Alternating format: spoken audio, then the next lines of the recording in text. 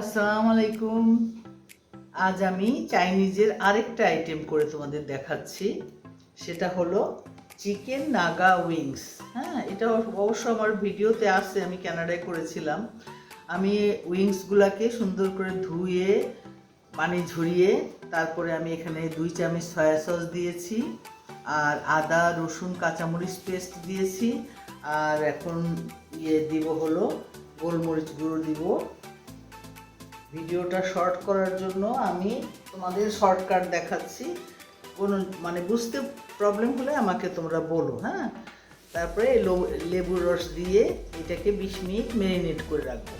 তবে কি আছে এখানে, আমাদের সয়া সস, তারপরে আছে আদা রসুন কাঁচামরিচ পেস্ট। এইটা হলো মেইন ইনগ্রিডিয়েন্টস আমার চাইনিজের। হ্যাঁ, তোমরা আমার এই মতো রেসিপি মতো করে দেখো, অথেন্টিক হবে চাইনিজের প্রতিটা আইটেম।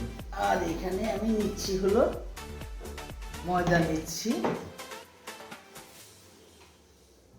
ময়দার মধ্যে আমি দেব লবণ, আর স্পাইসির জন্য একটু মরিচ, 1 চামচ মরিচ দিলাম, আর লবণ দিব। জাস্ট ওই উইংসগুলোকে এটার মধ্যে কোট করে গরম ডুবা তেলে ভেজে তুলবো।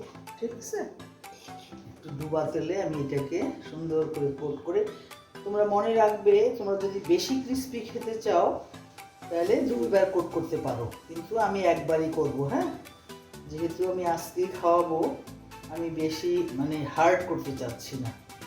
এই যে এইভাবে কোট করে, বিসমিল্লাহ।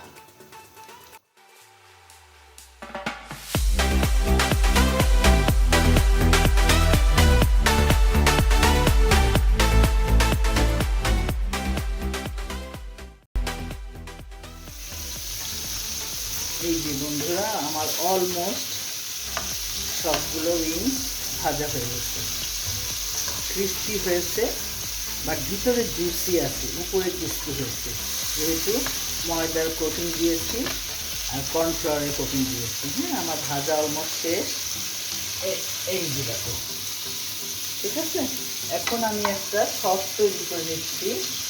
সসটা হলো, এখানে দেখো, আমি এখানে soya sauce, tomato sauce, oyster sauce, chilli sauce আর কর্নফ্লাওয়ার পানিতে গুলে এই যে একটা সস তৈরি করে নিলাম।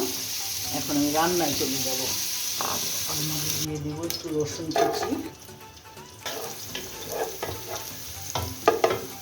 এর মধ্যে এখন আমি আমার এই সসটা ঢেলে দিচ্ছি।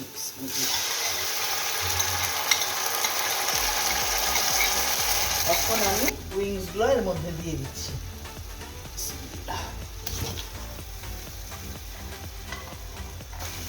জালটা কমিয়ে নিই, নাহলে ধরে যাবে নিচে আবার। এখন আমার মেইন ইনগ্রেডিয়েন্টসটা দিব, সেটা হলো নাগা মরিচ। আর একটা কথা কি জানো, তোমরা যে যেমন স্পাইসি খেতে চাও, ঝাল, নাগা মরিচটা তো অনেক ঝাল হয়, সেই চিন্তা করে তোমরা মরিচ দেবে। ঠিক আছে, আমি অল্প একটু কুচিয়ে রেখেছি, ওইটা দিয়ে দিচ্ছি।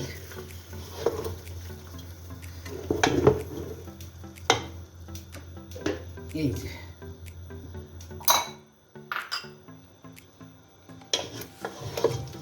হয়ে গেল আমার স্পাইসি নাগা চিকেন উইংস। এখন আমি তোমাদের সাদা তিল ভাজা দিয়ে পরিবেশন করে দেখাবো। ঠিক আছে, একটু চুলার উপরে থাকবে, গরম চুলার উপরে, কারণ নাগা উইংসের একটা ঘ্রাণ আছে, ঘ্রাণটা বের হওয়া পর্যন্ত একটু থাকবে। বন্ধুরা, হয়ে গেল আমার স্পাইসি চিকেন উইংস। একটু সাদা তেল ভেজে ছিটিয়ে দিলাম, খেয়ে দেখো, বেশ মজা হয়েছে। থ্যাংক ইউ বন্ধুরা, আল্লাহ হাফেজ।